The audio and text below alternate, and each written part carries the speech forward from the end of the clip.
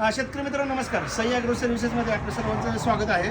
तर आपल्याला माहिती आहे की कोणत्याही पिकात किंवा जे रासायनिक खतं वापरतो किंवा दाणेदार खतं वापरतो त्यामध्ये प्रामुख्याने नाव घेतलं जातं ते युरियाचं.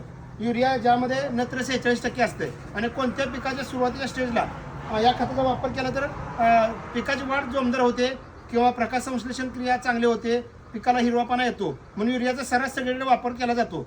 पण आता बऱ्यापैकी युरियाचा अतिरेक प्रमाण पण जास्त चालू आहे, त्यामुळे जमिनीची पण वाढ लागत आहे. तर ते युरिया आपण जसं ट्रॅडिशनल पद्धतीने टाकायचो, मग कोणते पीक असेल तर आपण डायरेक्ट युरिया इसकाटायचो आणि पाणी द्यायचो. तर ते आता नवीन जे टेक्निक आहे, युरिया बाबा आपल्या पिकाला चांगल्या पद्धतीने लागू व्हावा, योग्य पद्धतीने दिला जावा, त्यासाठी आज आपल्याला जिन क्रिस्ट या कंपनीचे प्रतिनिधी बालाजी माने साहेब आज आपल्याला मार्गदर्शन करतील.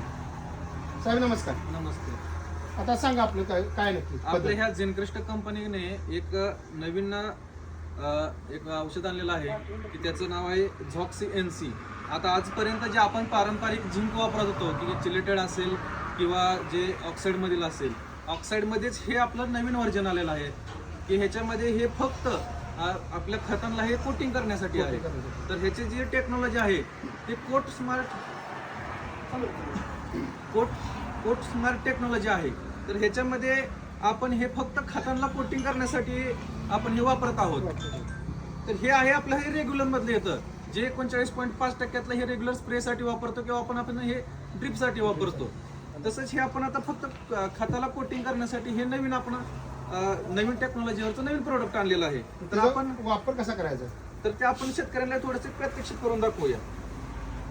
रेग्युलर आपण कोणतं मका असेल, ऊस असेल, कोणत्या पिकाला ज्यावेळेस आपण युरिया देत असतो, ते युरिया देताना फक्त त्या युरियावर या झिंकची कोटिंग करून, कारण की आता मकासारखं जर पीक बघितलं तर एकदम खादाड पीक आहे आणि झिंक खूप त्याला लागतं. तर ते जर दिलं आपण तर मग ते दाणे पूर्ण भरणे किंवा शेवटपर्यंत दाणे भरणे यासाठी झिंकचं गरजेचं आहे. मग तो युरिया देत असताना जे आता त्यांचं झॉक्स आहे, झॉक्स NC म्हणून प्रोडक्ट आहे, जे युरियाला कोटिंग करण्यासाठी वापरलं जाते. कशी कोटिंग करायची दाखव साहेब, आता दाखव. जो आपला याच्यावरती आपण हे असं पसरवून घ्यायचं आहे आणि हे फक्त परत चोळायचंय व्यवस्थित. हे ज्यावेळेस आपण ह्याला व्यवस्थित चोळू त्यावेळेस ह्याला पूर्ण दाण्यांना ह्याचं हे झिंक NCचं कोटिंग होणार आहे. ह्याचं पाणी होणार नाही, काही नाही. बऱ्याच शेतकऱ्यांना संशय येईल की युरियासोबत जर आपण कुठलं औषध मिक्स केलं लिक्विडमधील तर त्याचं पाणी होईल का वगैरे काय. तर अजिबात याचं पाणी होणार नाही. ह्याची ही टेक्नॉलॉजी आधुनिक पद्धतीची आहे. ह्याला आवश्यकतेनुसार फक्त मिक्स करत राहायचं, जे आपण पाहू शकताय. एक म्हणजे हिरवा कलर, पांढऱ्याचा हिरवा कलर. हा, जोपर्यंत ह्याचा हिरवा कलर होत नाही तोपर्यंत ह्याला मिक्स करत राहायचंय. म्हणजे व्यवस्थित सगळ्या दाण्याला ते एकसारखं कोटिंग झालं पाहिजे. याचा फायदा असा होणार आहे की जे आपण रेग्युलर पद्धतीने आजपर्यंत आपण जे वापरत आलो युरिया, की त्याच्यामध्ये कसं होतं की ते हवेशी संपर्क आला की ते उडून जाणे म्हणा किंवा पाट पाण्यासोबत आलं तर त्याचं लवकर लिच आउट होऊन जाणे. काही शेतकऱ्यांना आज खत टाकलं त्याचं लाईटचा प्रॉब्लेम असेल, काय पाण्याचा प्रॉब्लेम असेल, त्यावेळेस त्यांना ते योग्य वेळी पाणी देता येत नाही. त्यावेळेस हे कोटिंग केलेलं युरिया आहे तो आपला जशाच तसा राहतो, त्याचं पाणी होत नाही, काही नाही. बऱ्याच वेळेस असं होतं की युरिया जर उघड्या पद्धतीने राहिला पाणी तर त्याचं पाणी सुटतं, तसं ह्याचं काही होत नाही. आता मगाशी जेव्हा आपण डेमो घेतला होता यामध्ये, मामा या हातात घ्या, त्याला कुठं ओलसरपणा किंवा काय असं आहे का बघा, पाणी सुटलंय का असं एकदा चेक करा.